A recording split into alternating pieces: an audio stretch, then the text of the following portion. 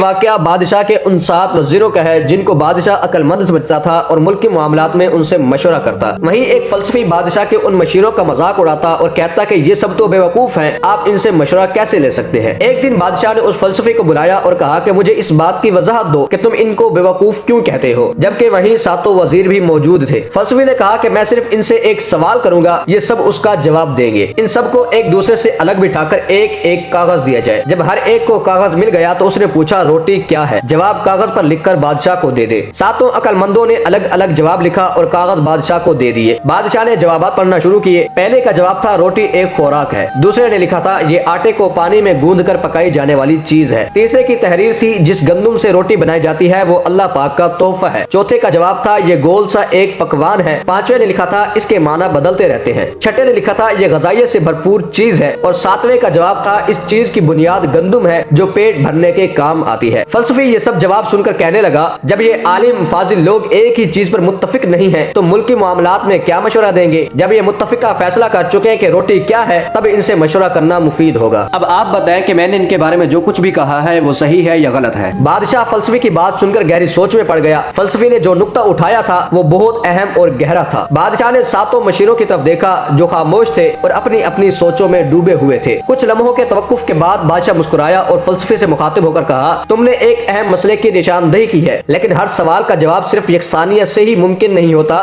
یہ بات درست ہے کہ میرے مشیر ایک ہی سوال پر مختلف جوابات دے رہے ہیں، لیکن یہی تو ان کی انفرادیت اور علم کی وسعت کا ثبوت ہے۔ پھر بادشاہ نے اپنی بات جاری رکھتے ہوئے کہا روٹی کے بارے میں مختلف جوابات دراصل ان کے الگ الگ نقطہ نظری کی نمائندگی کرتے ہیں۔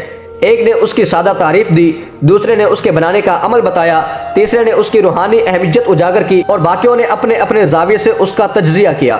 اگر یہ سب ایک ہی جواب دیتے تو شاید ہم ایک ہی رخ پر سوچنے لگتے اور مختلف پہلوؤں کو نظر انداز کر دیتے۔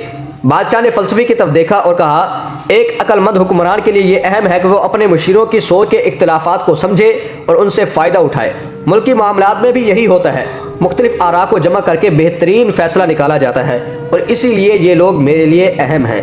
پھر بادشاہ نے اپنے مشیروں کی طرف دیکھ کر کہا لیکن فلسفی کی بات ہمیں یہ سکھاتی ہے کہ اتفاق رائے پیدا کرنے کے لیے ہمیں ایک دوسرے کی بات کو سمجھنے اور تحمل سے سننے کی ضرورت ہے۔